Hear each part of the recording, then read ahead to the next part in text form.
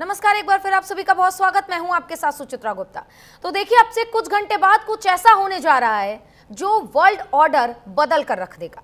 America हो या Japan, Britain हो या फिर पाकिस्तान, तुर्की से लेकर फ्रांस तक, सबकी नजरें पीएम मोदी के 7 साल बाद होने जा रहे चीन के दौरे पर टिकी हुई हैं।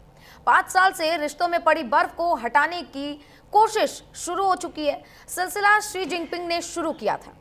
देखिए, पीएम मोदी उसे और मुकम्मल करने के लिए अब से थोड़ी ही देर में चीन पहुंचेंगे। चीन में मोदी, पुतिन और शी जिनपिंग की तिगड़ी बैठेगी।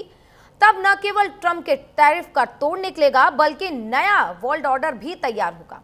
और कैसे भारत के चीन दौरे से ट्रंप को मिर्ची लग रही है, यह समझने के लिए आपको यह रिपोर्ट देखनी होगी। मोदी ने निकाला ट्रंप के टैरिफ का तोड़, वर्ल्ड ऑर्डर बदलेगा भारत चीन का गठजोड़। 7 साल बाद संबंधों में नई गर्माहट, भारत चीन की दोस्ती से ट्रंप को घबराहट।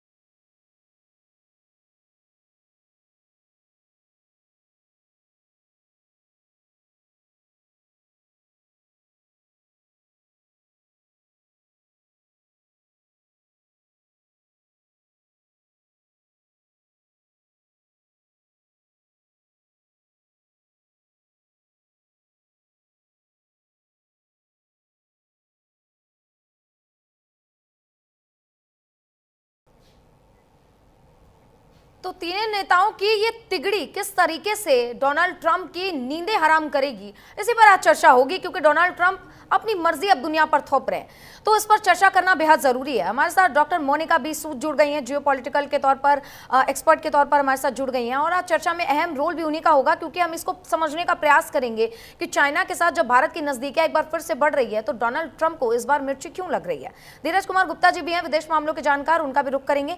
पहले तो आप दोनों मेहमानों का बहुत बहुत स्वागत है और कीमती समय देने के लिए आप दोनों का बहुत बहुत धन्यवाद भी। मोनिका जी, आपके पास ही सबसे पहले आना चाहूंगी, शुरुआत आप ही से होगी कि अब से थोड़ी ही देर में एक ऐसा नया ऑर्डर तय होने वाला है, एक नया वर्ल्ड ऑर्डर तय होगा, जिससे कहीं ना कहीं डोनाल्ड ट्रंप को मिर्ची लगेगी, क्योंकि आज फेडरल कोर्ट ने भी डोनाल्ड ट्रंप को इस अवैध उनके जो टैरिफ के प्लान्स है उस पर भी उनको फटकार लगाई है। क्या मायने इसके निकाले जाए जब तीनों नेता एक जगह बैठेंगे और रिश्तों में नई गर्माहट देखने को मिलेगी, तो बाकी के जो देश है जो इस वक्त भारत के प्रधानमंत्री के चाइना दौरे पर नजर गड़ाए रखे हैं, इनको क्या संदेश देने का प्रयास? देखिए, सबसे बड़ी बात यह है कि पुराने जितने भी गिले शिकवे थे वो भुला के आज मोदी जी ताइजन जा रहे हैं चाइना में। कुछ ही देर में उनका ये एससीओ समिट स्टार्ट होगा। तो ऐसा है कि जैसे कि अभी आपने खुद ही बताया कि पुतिन और शी जिनपिंग और अब हमारे प्रधानमंत्री जी, इनके तीनों का जब एक गठबंधन होगा तो ये एक ऐसे सुपर पावर हैं कि तीनों मिलके सुपर पावर हैं कि अमेरिका के तो होश उड़ जाएंगे। ट्रम्प ने सोचा कि वो एक बड़ा देश है, वो पूरी दुनिया में टैरिफ की वॉर शुरू कर देगा, सब पे टैरिफ लगाएगा तो कोई कुछ कर नहीं पाएगा। उसे यकीन नहीं था कि इंडिया और चाइना एक साथ मिलकर रशिया के साथ कोई नया कदम उठा सकते हैं। अब ऐसा है कि इस चीज में ये भी है कि हम अपनी पुरानी जो गिले शिकवे थे या जो जैसे गलवान बॉर्डर पे हुआ या जो पुराने सब थे, उन चीजों को भी हम नहीं भुला सकते। पर ट्रेड कोऑपरेशन एक सेपरेट है और जो हमारा बॉर्डर इशू है वो एक सेपरेट है। और ट्रेड कोऑपरेशन जब होता है तो उससे दोनों देशों की, बल्कि तीनों देशों की इकोनॉमी बढ़ेगी। इससे जो टैरिफ वॉर है वो एंड होगा। हमारा ये संदेश होगा पूरी दुनिया को कि कोई भी देश उठ के किसी भी देश पे टैरिफ नहीं लगा सकता। और फेडरल लॉ ने जो फटकार लगाई है आज ट्रंप को, वो बिल्कुल सही लगाई है, क्योंकि जो टैरिफ उसने लगाए हैं वो international law, court of law के तहत नहीं लगाए। उसने जितने भी टैरिफ लगाए हैं वो अपने डोमेस्टिक लॉ, जैसे हम फेडरल लॉ बोलेंगे, उसके हिसाब से लगाए हैं, जो कि किसी भी तरीके से इसका कोई मायना नहीं रखता किसी भी कंट्री पे। पर ट्रंप हमेशा से चाहते थे कि वो एक इस तरह का दबाव बना के रखें हर देश पे कि हर देश उनके नीचे आ जाए, जो कि जिसकी कोई संभावना है ही नहीं। कोई देश, बल्कि अब भारत जैसा देश जो इतना ज़्यादा एक्सपोर्ट कर रहा है, हमारी economy 4th economy of the world है, वो कैसे किसी देश के अंडर आ सकता है। तो होश तो तभी उड़ गए थे ट्रंप के जब हमने मना किया कि हम लोग टैरिफ नहीं आपका मतलब स्वीकार करेंगे। तभी होश उड़ गए थे जब हमने मना कर दिया था कि हम रशिया से तेल लेना बंद नहीं करेंगे, पर फिर भी उसने बोला कि मैं उसके बाद 500% टैरिफ लगाऊंगा। तो ऐसी मनमानी और दादागिरी नहीं चलेगी। और इसी वजह से जो आज एससीओ होने जा रहा है, जो आज ये तीनों मिलके एक घोषणा होगी, तो उसमें संभावना यही है कि टैरिफ को एक साइड पे रख के ऐसा किया जाएगा कि जो हमारी अपनी करेंसी है, जैसे कि रशिया की रूबल है, चाइना की युआन है और इंडिया की रुपी है, इन तीनों का एक ऐसा हम रशियन मतलब करेंसी कॉरिडोर हम ऐसा मतलब फ्लोट करें जिसमें कि हमें डॉलर में किसी भी कंट्री से सामान लेने का या कोई भी हमें इंपोर्ट एक्सपोर्ट करने की ज़रूरत ही ना पड़े। जब एक 3 कंट्रीज़ का वेंचर है तो वो 3 कंट्रीज़ के ही करेंसी में इस चीज़ का एक्सचेंज होना चाहिए, जो कि लोगों को नहीं पता। डॉलर का तब कहा गया था आज से बहुत साल पहले, 1944 में एक पैक्ट हुआ था, ब्रेटन वुड पैक्ट। उस समय गोल्ड के रिजर्व यूएस के पास बहुत ज़्यादा थे। तब ये कहा गया था कि भी ठीक है, हम ये जो वेंचर है, जो भी पूरे वर्ल्ड में जो भी इंपोर्ट एक्सपोर्ट होगा, जो भी कोई करेंसी एक्सचेंज होगा, वो डॉलर के तहत होगा। पर इस समय हमारा जो इकोनॉमी है वो बड़ा है, रशिया का इकोनॉमी बड़ा है, चाइना का तो शेयर ही बहुत ज़्यादा है, इकोनॉमिक शेयर ही पूरे वर्ल्ड में करीब 18% शेयर है।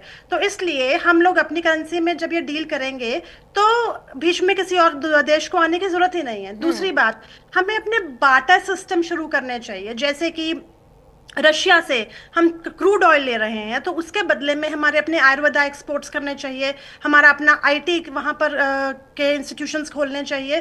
तो वो इन्वेस्टमेंट जो होगी वो क्रूड ऑयल के बदले में की जाए तो वो एक बराबर होगा। जैसे पुराने ज़माने में पहले बहुत साल, हज़ारों साल पहले बाटर सिस्टम कहा जाता था कि एक दूसरे से एक्सचेंज करें।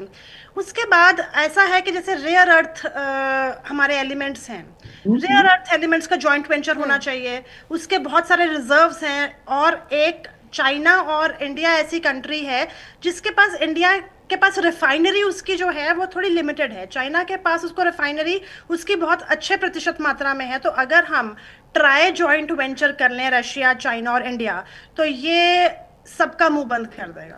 ये इसीलिए एक ऐसा जॉइंट इसीलिए वेंचर तो होगा। प्रधानमंत्री नरेंद्र मोदी जापान के बाद चाइना जा रहे हैं, और जापान में भी कितनी अहम अहम डील्स हुई हैं व्यापार को लेकर भी। हाँ जी। कहीं ना कहीं दुनिया की नजर इस पर टिकी हुई थी, और इसी बीच जब चाइना प्रधानमंत्री अब पहुंचेंगे अब से थोड़ी देर में, और जब ये तीनों नेता, जब ये तीनों बड़े चेहरे एक साथ बैठेंगे, तो कहीं ना कहीं कई ऐसे नेता हैं, कई ऐसे देश हैं जिनको मिर्ची लगने वाली है। ये तो जाहिर सी बात है। धीरज कुमार जी, आपके पास आना चाहूंगी, क्योंकि ये ट्रेड डील बहुत अहम है। और इस बीच अगर हम बात करें 2020 में किस तरीके से गलवान घाटी में ये पूरा मामला हुआ, जिसमें दोनों देश आमने सामने नजर आए, और लगातार भारत और चाइना के बीच में एलएसी को लेकर टकराव हमने देखा है, लेकिन सारे मुद्दों को भुलाकर भारत और शी जिनपिंग की ओर से ये पहल जो की गई है, ये किन मायनों में और भी अहम हो सकती है? क्योंकि सिर्फ टैरिफ का मामला नहीं है, और भारत जिस तरीके से आत्मनिर्भरता की ओर बढ़ रहा है, और चाइना और जापान के साथ ये जो डील्स हो रही हैं, और आज तो पुतिन भी साथ पे बैठेंगे, तो दूरगामी इसके क्या हमें असर देखने को मिलेंगे, और भारत की इकोनॉमी में कितना बड़ा फर्क डाल सकता है?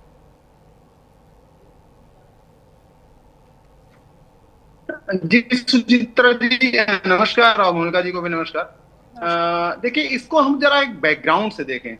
मैं एज ये जो फॉरेन चीजों को स्टडी कर रहा हूं, मुझे एससीओ मीटिंग से बहुत ज्यादा आशा नहीं है। हाँ, लेकिन एक मुझे बेसलाइन मिलेगा उससे, उससे मिलेगा, लेकिन मुझे बहुत ज्यादा आशा नहीं है, क्योंकि जो रिलेशंस रहे हैं चाइना के साथ, 3488 किलोमीटर का हमारा एलएसी है, और चाइना आज भी अगर हम उसको रिलेशंस को भारत के साथ अगर विश्व स्तर पे 3 पार्ट्स में अगर हम डिवाइड कर दें, एक बिल्कुल साउथ ईस्ट एशिया में जो हमारे बॉर्डर स्टेट्स हैं, एक रीजनल और एक इंटरनेशनल में। तो रीजनल जो हमारा पड़ोसी है, देखिए हमारे सार्क वगैरह आज भी नहीं उभर पाए हैं। हमारे सार्क वगैरह हमारी कमेटी बनी, लेकिन उसमें कुछ भी नहीं होता है। हाँ, तो ये चाइना की दखल है, वो अपने अपने ग्रुप बनाता है ताकि भारत किसी भी एक पर्टिकुलर वर्ल्ड लेवल के ग्रुप का मुखिया न बने। इसलिए चाइना का ये भी एक अंदेशा है कि कहीं ग्लोबल साउथ का लीडर न भारत बन जाए। तो इस तरह से चाइना से हम जो है, अगर हम रीजनल लेवल पे जाते, देखिए पड़ोसी के नाते तो हम उससे आशा नहीं कर सकते हैं कि वो मेरे साथ सामरिक महत्वपूर्ण चीजों पे हमारा वो साथ देगा। अभी पाकिस्तान का उसने किस तरह साथ दिया है, श्रीलंका और बांग्लादेश वगैरह में उसके हथियार जाते हैं और कोशिश करता है कि भारत को घेरें, और रीजनल में आ जाते हैं। रीजनल का मतलब है कि हम रसिया से लेकर और आसपास क्षेत्रों में चले जाते हैं। अब आरआईसी की बहुत बार बात हो रही है, आरआईसी की बात हम देखिए, आसान्वित होना हमारे लिए बहुत अच्छी बात है, और आशा पे ही हमारा सिस्टम चलता है। लेकिन एक बहुत बेसिक चीज हमको देखनी पड़ेगी कि वेस्टर्न कंट्रीज का जो यूनियंस है, अमेरिका एंड यूएस का, और जो हम संघर्ष कर रहे हैं पिछले कई दशकों से कि एक हम ईस्टर्न सेक्टर का भी अपना एक ऐसा ही ग्रुप बनाए जैसे नाटो वगैरह है, क्यों नहीं बन पाता है? क्योंकि यहाँ पे सबसे बड़ी बात क्या है कि एक तो 1 या 2 देशों को छोड़ के, 3 देशों को छोड़ के सारे गरीब देश हैं। जैसे भारत डेवलपिंग कंट्री है, रसिया भी डेवलपिंग कंट्री, चाइना भी हम उसी में लेके चलेंगे। उनके अलावा और सारी जो ईस्ट एशिया की कंट्री हैं, वो जरा थाईलैंड वगैरह अच्छा कर रही हैं, जापान वगैरह। तो इनके अंदर ईस्ट का एक फ्रंट इसलिए नहीं बन पाता क्योंकि विश्वास की कमी है। उस विश्वास की कमी को पाटना होगा किसको? आके भारत, ब्राजील, रसिया, जापान, ये सब मिलकर करना। लेकिन अब देखिए जापान क्या है, जापान एक महत्वपूर्ण क्वेड का सदस्य है, जबकि वो ईस्ट का है, क्वेड का सदस्य है। अब भारत भी उसका सदस्य है। एससीओ ब्रिक्स इसीलिए ज्यादा अच्छा एक प्लेटफॉर्म नहीं दे पाते हैं क्योंकि उनमें देशों के अंदर ही अपने बहुत सारे विवाद हैं। जैसे कि अब एससीओ की मीटिंग में, एशियान मीटिंग जाए, तो ये सारी चीजें ऐसी हैं जहां पे कि हम बहुत ज्यादा नहीं कर पाते। तो इस मामले में अगर हम इंटरनेशनल रिलेशन में अगर देखें तो चाइना के साथ भारत के संबंध, भारत को यूरोपियन और यूएस कंट्रीज के साथ अगर कुछ भी निगेटिविटी आती है तो वहां पे सपोर्ट करने के लिए चाइना मिल सकता है, रसिया मिल सकता है, लेकिन हर फ्रंट पे नहीं। और रही बात इकोनॉमिक से, मैं हमेशा सपोर्ट करता हूं कि किसी भी देश से हम आर्थिक अपने संबंध खराब नहीं करें। आर्थिक संबंध अलग होते हैं, कूटनीतिक संबंध अलग होते हैं, और सामरिक संबंध अलग होते हैं। तो सामरिक संबंध हम चाइना से एक्सपेक्ट करेंगे तो निगेटिव हो जाएगा हमारे लिए, या हम जरा सा ज्यादा ही आसान्वित हैं, हम नहीं कर सकते, हमारा साथ नहीं देगा। हाँ, आर्थिक में उसकी भी हमारे लिए साफ तौर पर ये कह सकते हैं, क्योंकि हमने चाइना के अगर हम पिछली हरकतों को भी देखें तो गुप्ता जी ये कह सकते हैं कि हाथी के दांत खाने के कुछ और दिखाने के कुछ और होते हैं। हालांकि एक मंच पे ये बैठ तो रहे हैं, लेकिन अब ये देखना होगा कि आगे चाइना ये जो आज बैठने के बाद कई ऐसे वादे, कई ऐसे दावे जो भारत के साथ वो करने वाला है, इस पर वो खरा उतरता है। यानी मैम आपसे भी समझना चाहूंगी चाहूंगी जिस तरीके से धीरज कुमार ने बात की कि ऑपरेशन सिंदूर के दौरान हमने देखा है कि चाइना ने पाकिस्तान को हथियार मुहैया करवाए, ड्रोन्स भेजे। ऐसे में जब आज सब विश्व पटल पर बैठेंगे और तमाम देशों की नजर भी इस पर होगी, तो चाइना पर भरोसा करना भारत के लिए थोड़ा मुश्किल नहीं हो जाएगा कि कूटनीतिक तौर पर और आर्थिक तौर पर साथ तो है, लेकिन जैसे ही मामला थोड़ा सा बदलता है तो वो पाकिस्तान के पक्ष में चला जाता है? देखिए, ऐसा है कि अगर हम बात करें ऑपरेशन सिंदूर की, तो उस समय ऑफ कोर्स चाइना ने सपोर्ट किया, टर्की ने भी सपोर्ट किया पाकिस्तान को, पर उस समय तक टैरिफ नहीं लगे थे। उस समय ट्रम्प एक किंग पिन बनना चाहते थे। वो ऐसा समझाना चाहते थे सबको कि मैं सबसे एक पूरे दुनिया का मुखिया हूँ, ठीक है। इस वजह से उन्होंने सब लोगों को ये समझाया और बुलवाया कि मैंने सीज फायर करवाया, सिर्फ भारत में नहीं और देशों में भी। उसके बाद जब उनकी ये नहीं चली तो उनका माइंड इस तरह डाइवर्ट हुआ, उन्होंने सोचा कि यहाँ पर टैरिफ लगाया जाए क्योंकि उनको सबसे सुप्रीम बनना है। उन्होंने सब देशों पर टैरिफ लगाने शुरू कर दिए, इंक्लूडिंग इंडिया, चाइना, सबके ऊपर। इस समय आप ये देखिए कि जो हमारे कूटनीति की बात करें, अपने बॉर्डर एरियाज की बात करें, वो मैंने पहले भी बोला है कि जो हमारी बॉर्डर सेंसिटिविटी है वो अपनी जगह है, ट्रेड कोऑपरेशन और इकोनॉमी हमारी और इकोनॉमिक रिलेशंस अपनी जगह पर है। पर अगर हम इसकी बात करें वैसे तो उस समय चाइना पे या किसी और पे टैरिफ नहीं लगे थे, अगर हम ऑपरेशन सिंदूर के समय की बात कर रहे हैं। इस समय सबसे ज्यादा मैक्सिमम जितने देश हैं वो टैरिफ ग्रस्त हो गए हैं, कईयों ने चुप करके मान भी लिया है और हमारे जैसे देश हैं जो मानने को नहीं तैयार हैं। तो इस समझ से अगर चाइना, रशिया और भारत तीनों का एक ट्राई वेंचर, जॉइंट वेंचर बनता है ट्रेड डील्स के लिए, तो वो एक मुंह तोड़ जवाब होगा यूएस के लिए, ट्रंप के लिए, और इसका होना बहुत ज़रूरी है। पर इसका मतलब ये नहीं है कि ये ट्रेड डील हो रही है तो हम कल को अपने बॉर्डर एरियाज को सिक्योर ना करें या उसकी स्ट्रैटेजी को ना समझें, वो वहाँ पर ही रहेगी। हमें अपनी जो शक्ति है, जो आर्मी की शक्ति है, वो तो हमें अपनी दिखानी पड़ेगी, हमें अपने बॉर्डर सिक्योर करने ही पड़ेंगे। पर ये एक ट्रेड वॉर के लिए मुंह तोड़ जवाब है जो इंडिया, चाइना और रशिया अब एक साथ मिलकर देने जा रहे हैं। इसमें कुछ हद तक मुझे ये पता है कि ये कौन से जॉइंट वेंचर्स करेंगे, क्या होगा, जैसे कि साइबर डिफेंस, ड्रोन्स वगैरह का मिलकर ये लोग अपना एक जॉइंट वेंचर करने की सोच रहे हैं। वैसे ही मतलब ये अपना फार्मास्यूटिकल्स में और आईटी में करने का सोच रहे हैं। यूथ एजुकेशन डिप्लोमेसी बनाने का भी कुछ ऐसा प्रस्ताव दिया जाएगा। तो भारत को अब सिर्फ बैलेंस करना है, बल्कि ग्लोबल रूल्स भी लिखने हैं। बैलेंस तो हम कर ही रहे हैं सब कुछ।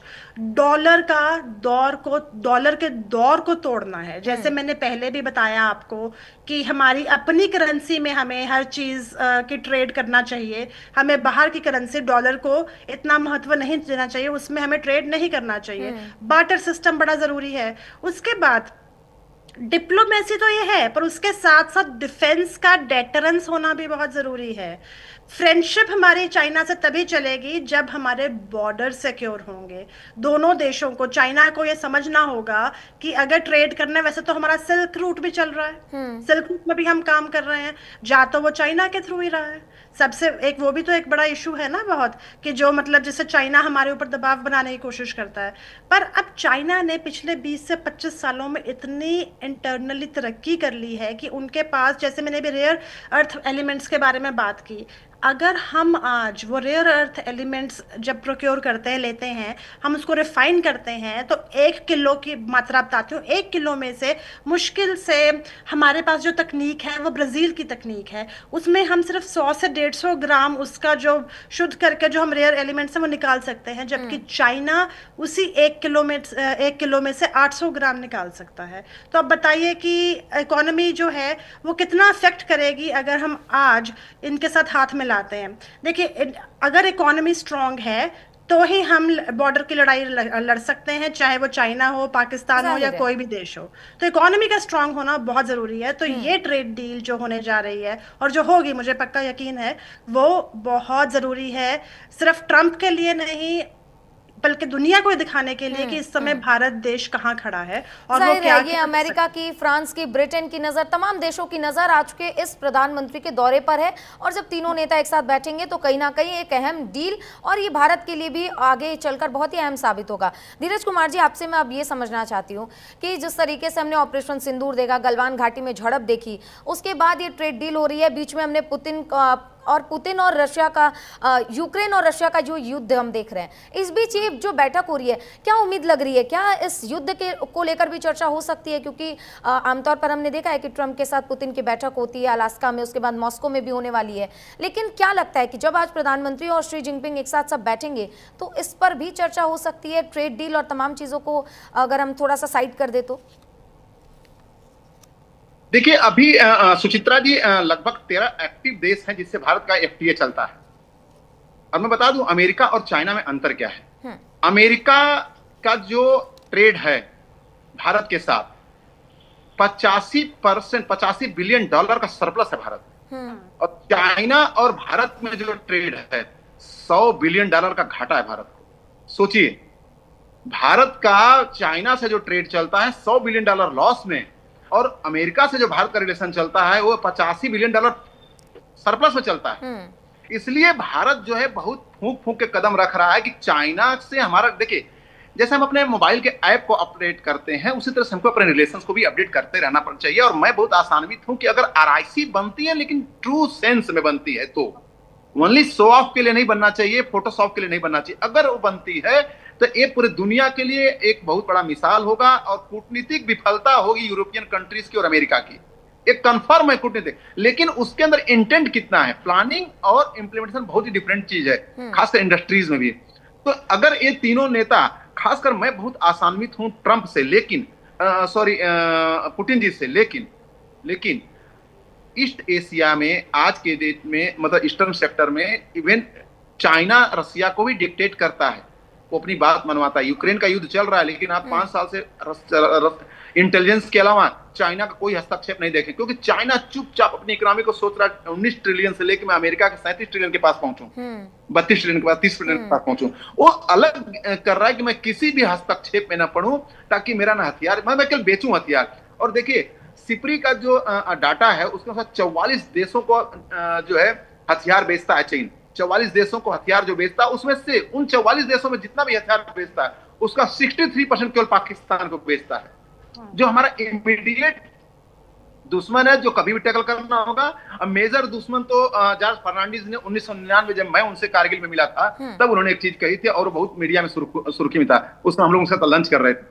तो कहने का मतलब है कि उस समय, इस समय अगर हमारा रिलेशन बनता है, चूंकि प्रधानमंत्री मोदी को जो मैं देख पा रहा हूं 14 से, इनका कोई भी स्ट्रोक आज भी 6 के पीछे नहीं गया है, वो 4 भी नहीं जाता, 6 पे जाता है। तो बहुत ही समझदारी से इन्होंने टैरिफ आने से पहले यूके का उन्होंने भ्रमण किया, यूके का भ्रमण करके पहले एक एफटीए क्लिंच कर लिया, जिससे कि लेवरेज हमको मिल जाए 50% वाले से। वहां पे हमारा मामला शांत है, मतलब हम अब कहीं घाटे में नहीं है अगर अमेरिका करता है। लेकिन अमेरिका फ्रेंडशिप सर्किल को तोड़ना भी नहीं चाहता। जापान बिना अमेरिका, चूंकि बहुत ही अच्छी रिलेशन है जापान अमेरिका में, बिना अमेरिका के बातचीत किए जापान भारत में 68 बिलियन का डिक्लेरेशन नहीं कर सकता था।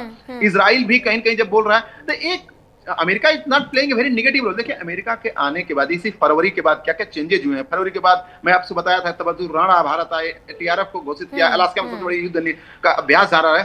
तो हमको सारे मल्टी डायमेंशनल सेटअप पे अपने रिलेशंस को अच्छे बनाने हैं। चाइना से इसलिए अच्छे बनाने हैं क्योंकि चाइना से जब तक बॉर्डर इशू सॉल्व नहीं होगा, हम इस ईस्ट एशिया और साउथ ईस्ट एशिया से बियॉन्ड नहीं जा सकते वर्ल्ड अफेयर्स में। इसलिए चाइना से हमारे रिलेशंस अच्छे हो जाएंगे बॉर्डर पर, जिस पर कि हमारे एसआर जो वहां के विदेश मंत्री और हमारे जो एनएसए डोभाल साहब, वो वहां इस पर रिप्रेजेंटेटिव है, ये बहुत ही अच्छा टॉक्स कर रहे हैं उस पर। जिस दिन बॉर्डर का चीज हो जाएगा उस दिन हमारा जो है चाइना से बहुत ही अच्छा रिलेशन हो जाएगा। अब चाइना पर डिपेंडेंसी बता, 70% डिपेंडेंसी हमारी इलेक्ट्रॉनिक्स चीजों पर। देखिए, मैं लिख के भी रखा हूं कि कई चीजें ऐसी हैं जिसपे कि भारत की डिपेंडेंसी, उसकी बात अगेंस्ट जा नहीं सकता, और उसको तब तक भारत आगे नहीं जाएगा जब तक उनको सॉल्व नहीं करेगा। जो भी इलेक्ट्रॉनिक्स आइटम्स हैं, अभी हमारी कार बनानी है, हमको मैन्युफैक्चरिंग हब बनना है, लेकिन कार, इलेक्ट्रॉनिक कार के लिए बहुत सारी चीजें हमको वहां से, टीबीएम जो होती है, आप टीबीएम शायद टरबाइन जो टनल बोरिंग मशीन होती है, जितने भी आप हाईवे में जाते हैं, जो आपको टेंडर मिलती है, वो हजारों करोड़ में मशीन आती है। हाइड्रो प्रोजेक्ट जितने भारत के अंदर बनते हैं, जितने हमारे मेट्रो स्टेशन बनते हैं, सभी टीबीएम होता है, वो सारी सप्लाई दुनिया में केवल और केवल चीन से आती है। तो जाहिर सी बात है, इसीलिए कहीं ना कहीं भारत और प्रधानमंत्री नरेंद्र मोदी भी कई मंचों से ऐसा कह चुके हैं धीरज कुमार जी कि आत्मनिर्भरता बहुत जरूरी है भारत के लिए। जिस तरीके से हमने ऑपरेशन सिंदूर में युद्ध देखा, भारत के जो डिफेंस सेक्टर में जो बढ़ोतरी थी, जो हमारे हथियार ने कमाल दिखाया है, कहीं ना कहीं पाकिस्तान इसी की वजह से घुटनों पर आया है। तो आत्मनिर्भरता भारत के लिए बहुत जरूरी है। कहीं ना कहीं दुनिया और देशों के साथ भी तालमेल, रिश्ते बहुत अच्छे होने चाहिए, इसलिए प्रधानमंत्री लगातार कई देशों का दौरा भी करते रहते हैं। अब दोनों मेहमानों का बहुत बहुत धन्यवाद चर्चा में शामिल होने के लिए।